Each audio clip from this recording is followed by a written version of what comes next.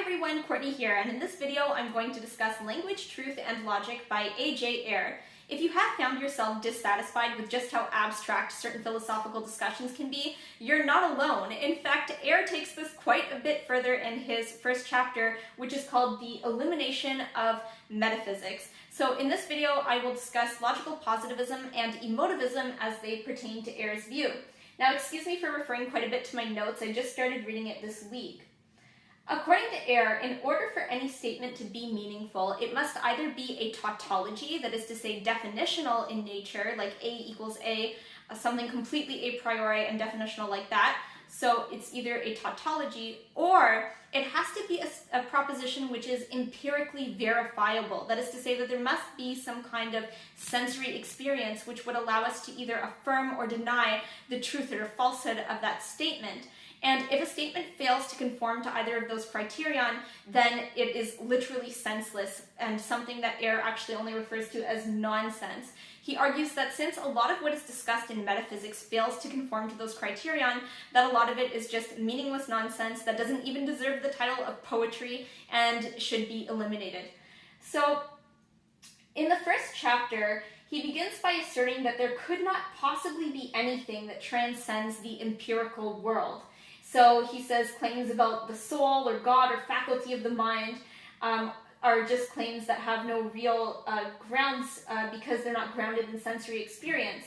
To support this claim, he says that if you inquire to the metaphysician about how they came up with such an idea that transcends the physical world, that they will immediately tell you that their investigation began in the sensory world. And according to Ayer, you can't infer something beyond the senses from the senses.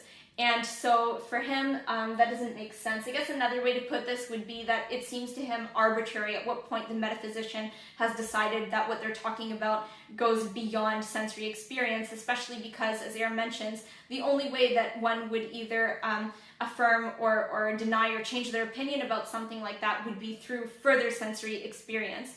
And so that's what he says as one argument against the metaphysician. And moving on, though, he gets to his main argument, and he says that our charge against the metaphysician is not that he attempts to employ the understanding in a field where it cannot profitably venture, but that he produces sentences which fail to conform to the conditions under which alone a sentence can be literally significant.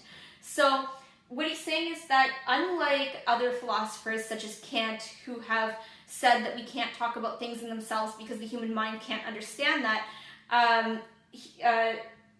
Ayer's argument is that the actual sentences structured by the metaphysician are not meaningful. So he's looking more at the way that we use language to make his argument. And any sentence which doesn't conform to these things for Ayer is what he calls a pseudo-proposition. And so he says that a lot of what is talked about in philosophy are pseudo-propositions. So he gives the example of the absolute enters into, but is itself incapable of evolution and progress. This is a sentence given by Bradley, apparently. And he says this sentence is not even verifiable in principle. And so if the metaphysician tried to assert that it was, they would have to explain how it could be empirically verifiable, but otherwise it's a meaningless statement.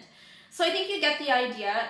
It has to be something that is empirically verifiable. So you might be wondering, okay, well, how do you empirically verify certain things? Like the example he gives here is that there are mountains on the other side of the moon, since we've never been there. Well, Ayer says that something only has to be verifiable in principle. So if there is some conceivable way that it could be empirically verified, he does accept that as being a meaningful proposition. But if there is no way that it could even be verified through the senses, even in principle, then he says that's what makes it meaningless. So on his view, you can allow for statements like all men are mortal, for example, even if you can't go and study all men, because theoretically there would be sense experience that would allow you to make that claim. So that's what he talks about in the first chapter. He says that, he gives examples of arguments between different metaphysicians that have been fruitless according to him. So for instance, arguments between idealists and realists over whether a painting is actually real or just an illusion.